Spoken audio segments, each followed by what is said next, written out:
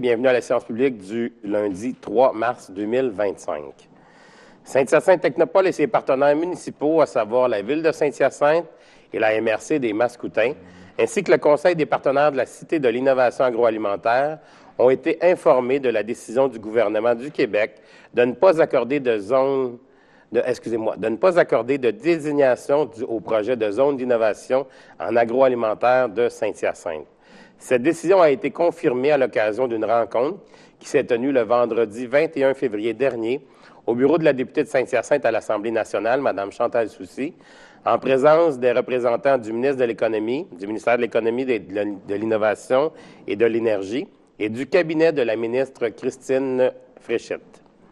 Ces derniers ont évoqué différents motifs pour ce refus, notamment le caractère global de la filière agroalimentaire qui ne permettrait pas de positionner le Québec à l'international, d'attirer des talents et des capitaux étrangers ou encore de proposer des innovations dites de rupture, c'est-à-dire qui redéfinit les règles du jeu d'une industrie. C'est une immense déception pour le milieu mascoutin et pour les nombreux acteurs québécois de la filière agroalimentaire qui ont été impliqués dans le projet.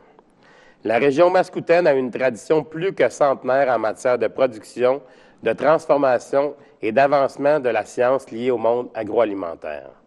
Depuis plusieurs décennies, les acteurs de notre milieu ont investi dans le développement d'un écosystème d'affaires et d'innovation qui a accumulé les reconnaissances nationales et internationales pour sa capacité à générer de l'innovation et des investissements.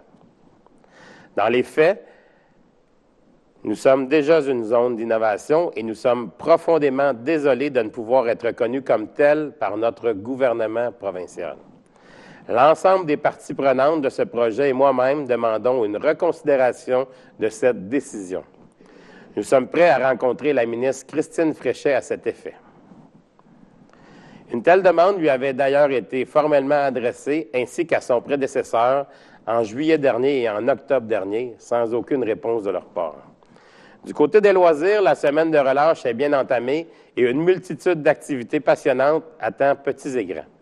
Visitez nos installations récréatives telles que le centre aquatique Desjardins, le parc Les Salines, nos arénas et bien d'autres. Chaque jour, des animations variées sont proposées pour toute la famille. De plus, notre mascotte Innova sera présente le mercredi 5 mars pour le Party Mousse au centre aquatique Desjardins, puis au stade LP Gaucher pour le disco, le patin disco. Pour plus de détails, rendez-vous sur notre site Internet. Dans un autre ordre d'idée, la Ville de Saint-Hyacinthe vous rappelle que plus de 200 postes saisonniers sont à pourvoir à la Ville pour la saison estivale.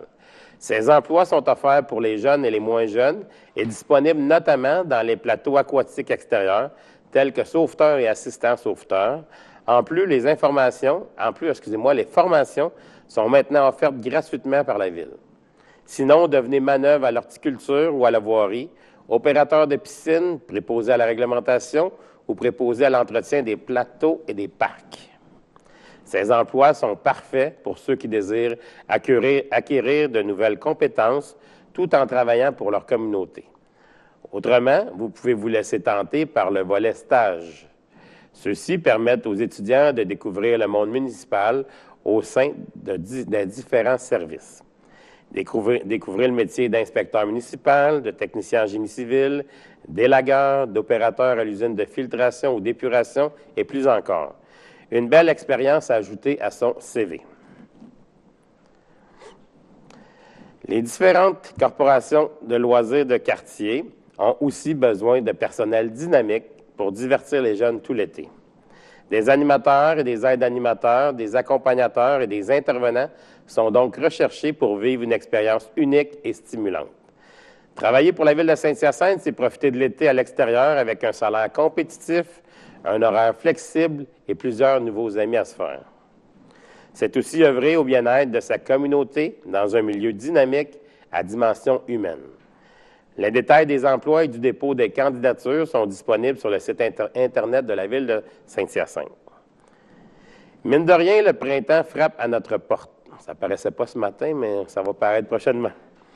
Et qui dit printemps dit aussi changement d'heure. Dans la nuit du samedi 8 au dimanche 9 mars, n'oubliez pas d'ajuster vos cadrans en avançant l'heure.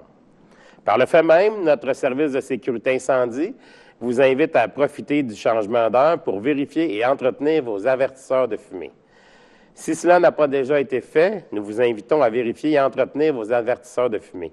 Voici quelques rappels importants. Testez le bon fonctionnement de vos avertisseurs.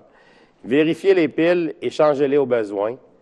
Remplacez les appareils 10 ans après leur date de fabrication ou dès qu'ils présentent un signe de défectuosité. Nous vous rappelons que si votre avertisseur est à pile et qu'il doit être changé, vous devez le remplacer par un appareil au lithium 10 ans. Il est obligatoire d'avoir un avertisseur de fumée par étage et recommandé d'en avoir dans chaque chambre à coucher. Pour finir, ce samedi 8 mars, nous célébrerons la Journée internationale du droit des femmes. Le thème pour cette édition de 2025 est « La force de chaque histoire ».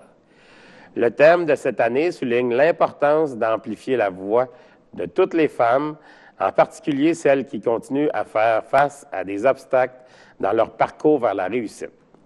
Créer des opportunités pour les femmes et les filles libère leur potentiel, stimule l'innovation, soutient l'économie du Canada et contribue à assurer un avenir durable pour tout le monde. L'histoire de chaque femme est un témoignage de résilience, de détermination et du pouvoir des possibilités. Cette année, à l'occasion de la Journée internationale des femmes, célébrez les femmes et les filles de votre vie et partagez leur histoire.